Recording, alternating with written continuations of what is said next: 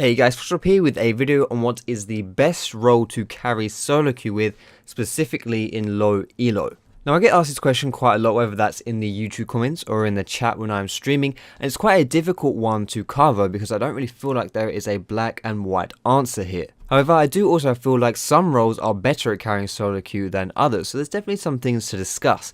So without further ado, let's get on it. First things first, I want to take a quick look about what it really means to carry solo queue. In my opinion, carrying solo queue is anything that helps you have a positive impact on the game, or to create advantages for yourself and your team to the extent that you can then use those advantages to win games. Now, a lot of this can be done regardless of what champion you are playing, but there is an undeniable influence on the actions you can take and the choices you can make by what champion or what role you're playing, and that is what this whole video is about. So let's take a deeper look at that specifically. So let's start with the top lane. Now the phrase top lane is an island has been thrown around quite a lot, used to describe how isolated that lane is in relation to its contact with the other lanes and players. This has been recently changed somewhat, as at the time of making this video the meta does favour top laners with teleport, allowing them to TP into skirmishes in other lanes.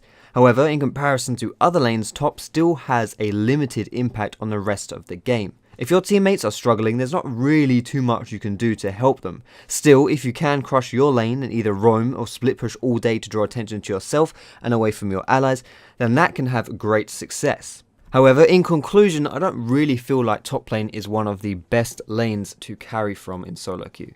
Next up, we have the junglers. Now these are the playmakers of League. The flow of the game is often set depending on how they are playing and what they are doing. A successful aggressive jungler can positively influence all other lanes, giving them great advantages and allowing them to snowball hard. They're also the babysitters of teams, being able to provide assistance wherever is needed, which means that if a lane is struggling, the jungler can help prevent that. All in all, this gives them some amazing solo queue carry potential, but on the same coin, they are still very reliant on their allies. Whether that's making plays, shot calling, objective plays, following up on ganks, etc. This can pose some troubles if you ever get some unresponsive allies or people who just don't want to cooperate with you. In addition to this, just because the jungler has the potential to help out all lanes on the map, this does not mean that he has the responsibility to do so.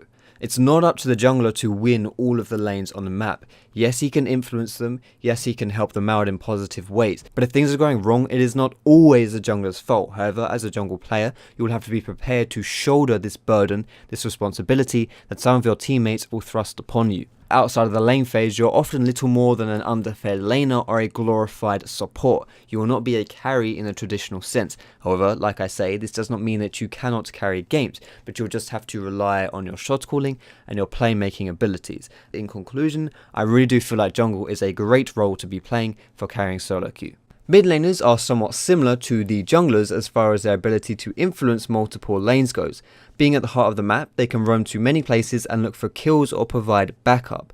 What's great about a mid roam is that you can often burst the target down extremely easily. This is thanks to the type of champions that are often played mid, like the assassins and the mages. Similarly, whichever mid laner is more dominant in a game will also open up the gates for the jungle plays.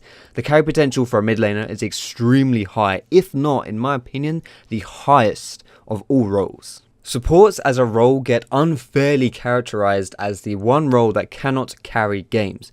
If you don't have items and big damage to kill people yourself, how can you expect to win?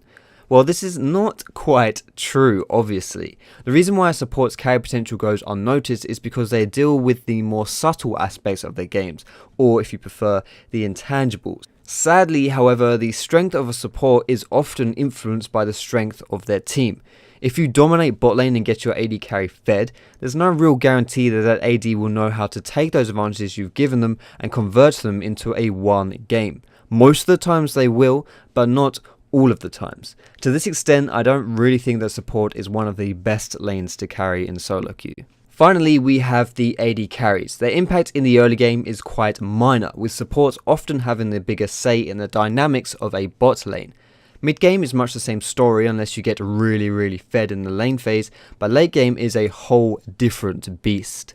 In low elo especially, the life of an AD carry, especially in teamfights, is less stressful. Some people argue that playing AD carry in low elo is really bad because your teammates don't know how to protect you. To that, I say that you are looking at it in the wrong way. You should look at it in a different way, and that is that your enemies will often not really know how to properly, adequately focus you and take you out of fights. It is absolutely true that in lower ELO, your opponents will not dedicate appropriate resources to shutting down valuable targets, such as the AD carry.